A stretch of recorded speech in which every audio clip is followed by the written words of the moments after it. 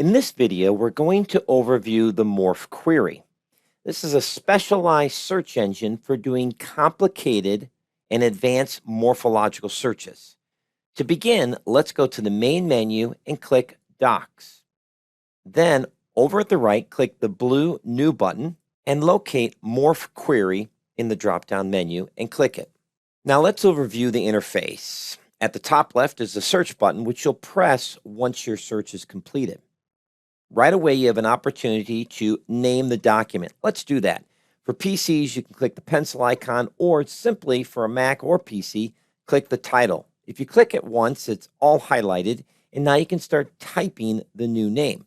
So let's just call this Morph Query Sample and press Enter. Now over at the left, you have all passages, all Morph resources. If you click all passages, you can actually limit your search to a particular range of verses. Now, I recommend doing this, like we talked about in the syntax search, by targeting a specific verse. That's to make sure that when you finish creating this Morph query, that it works for the particular passage you're trying to follow, and then open it up to the whole Bible. That way you can confirm your search was created properly. For this example, let's click on the library icon, open up our preferred Bible. I'm going to type in the NASB for this example. I'm going to click on Rank and click on the New American Standard Bible 1995 Update. I've opened up the New American Standard Bible at the right, and we're at Ephesians 2:8, and that's the passage we're going to look at. So let's go back to our Morph query, click all passages, then down at the bottom, click in the new reference range box and type in the passage Ephesians 2:8. Then press the tab button or click in the next box underneath labeled title and type in the exact identical title information. It's always best to keep the reference range and the title identical.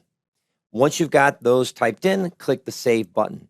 You will now notice that Ephesians 2:8 is our verse range. To the right, we have all Morph resources. Let's click that option. Now, right away, you're going to see that Logos limits you to several resources. Depending on your library, you may have some or none. So here we have the Greek New Testament, Lexham Hebrew Bible, and then we also have the Septuagint. For this example, we're just going to do the Greek New Testament. So let's click on the first resource. Now let's continue to overview the interface. Over at the left, you have Add a Word.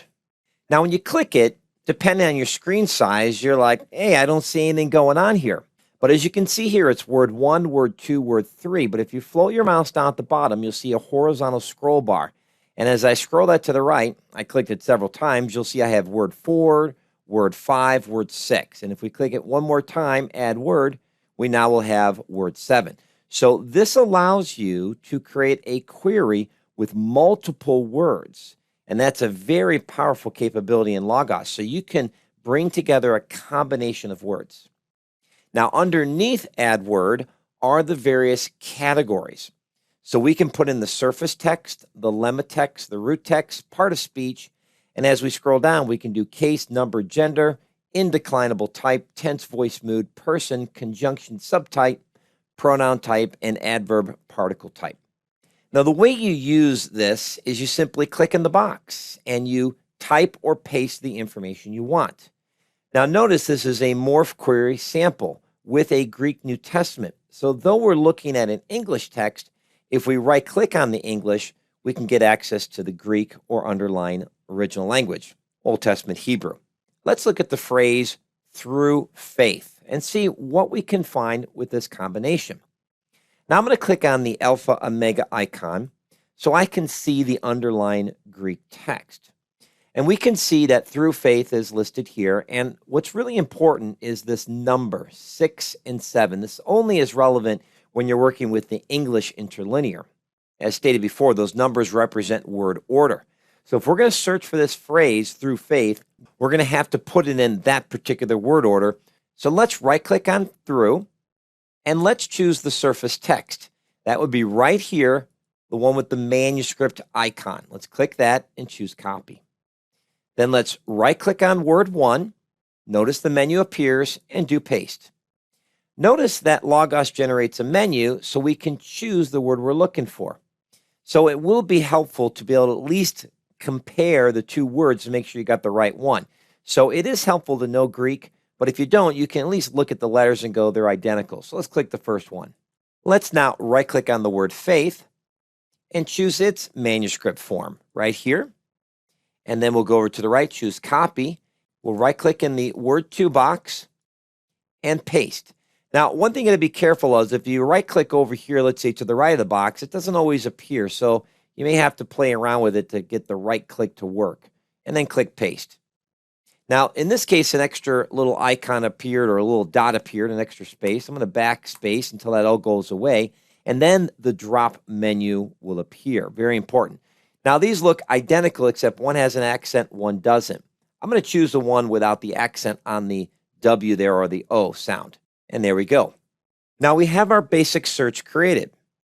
Now to clean up the search, we could simply remove these extra words, and we should. So let's click the blue triangle and then click delete. So we'll do this really quick with each one and just repeat the process.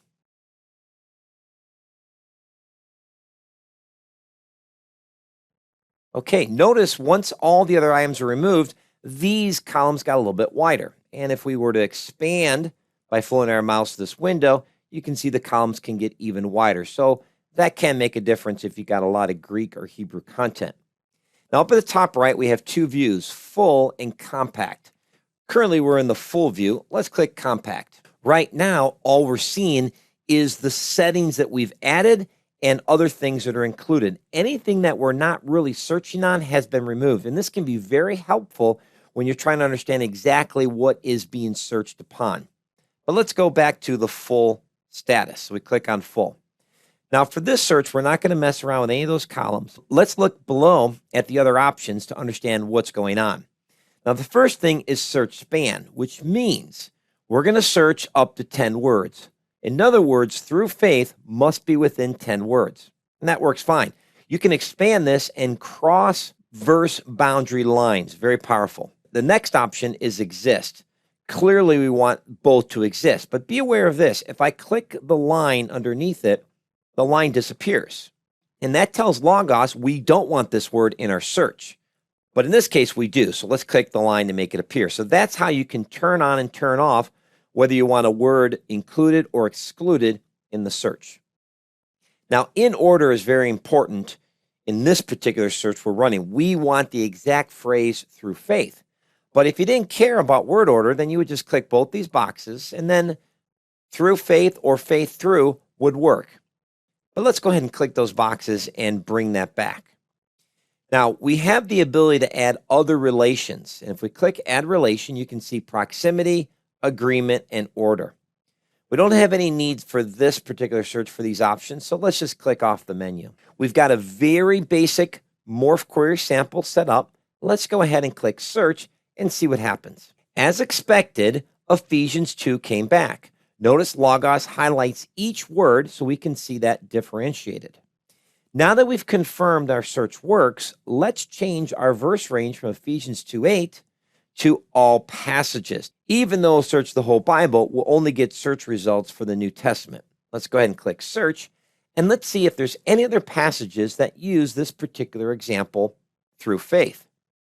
Now look at the search results. We still get the two color codes, but there is now additional spaces between some of these search results. These are so far apart that they're really not part of the same expression. For example, Romans 1:12. If you can't read Greek, then click here on Add Versions, and we'll add an English text. I'll put in the NASB 95.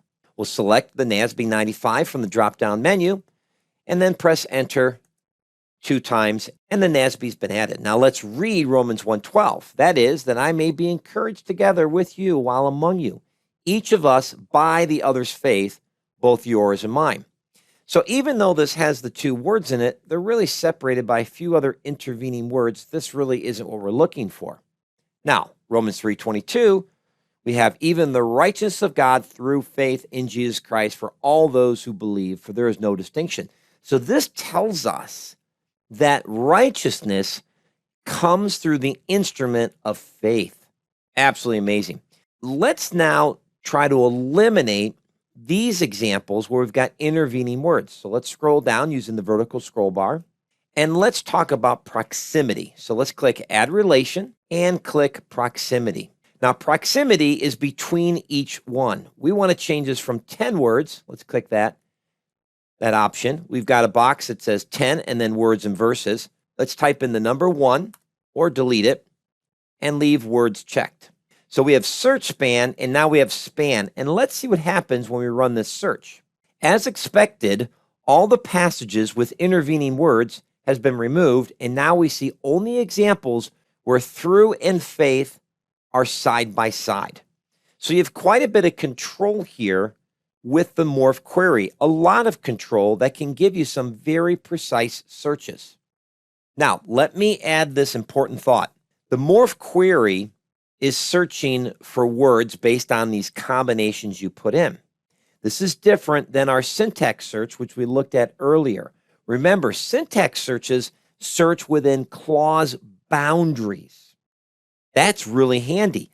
There are no clause boundaries here. So you could get some false positive where things are, let's say, next to each other, but one is part of one clause and another word is part of a different clause, and therefore there is no relationship. Now, when you read the passage, you'll be able to determine that. But from a strictly searching standpoint, you could get some false positive with the Morph Query. But just be aware of that. Now, we're not going to go into all the other possibilities here. I'll let you explore that. But you see the basic concept.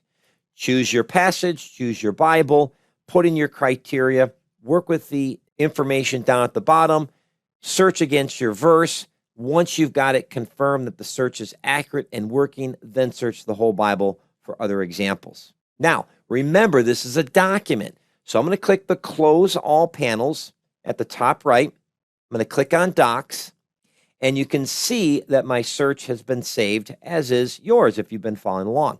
So you can save these Morph queries and then run them at a future time. Now let's click on Morph Query Sample, and let's look at a couple more features. Now you'll notice there is this drop-down triangle. Now that we've put content in these boxes, let's click on it. Notice we can add a word before. I'm going to click that option. And so a word box appears to the left. We can add a word after. And so now we can see that as well. We can move left and change the order or move right. So that's how we can move the columns around. Now I'm going to click the triangle and click Delete and get rid of these extra ones. I'll repeat the process for word 2. Now, if you click the actual column name, I'm going to click word 1, you'll see that it's highlighted. Now, the first time you do it, nothing happens. But if you click the second word 2 column on the label, you'll notice now that we have this option, group and ungroup. I'm going to click group. So Logos sees this as a whole unit now. Let's click on search and see if that changes our search results. Now, if you look at the search results, you can clearly see they're different. So how does group affect the search results? Think of group as this or that. So right now we're just seeing through, but if we scroll down, eventually we'll come across those passages with the other Greek word, faith. And here's a good example, Acts 24:24. So be careful when you group or ungroup because they can dramatically affect the final search results. Now to ungroup it, just click the word column so that it's highlighted in blue, and then locate the ungroup option. Now, the Morph Query is for advanced users who understand Greek morphology, and therefore this is not a typical tool you will use, but one of the benefits of it is to look for patterns, and that's the purpose of the Morph Query, and it can get quite complex.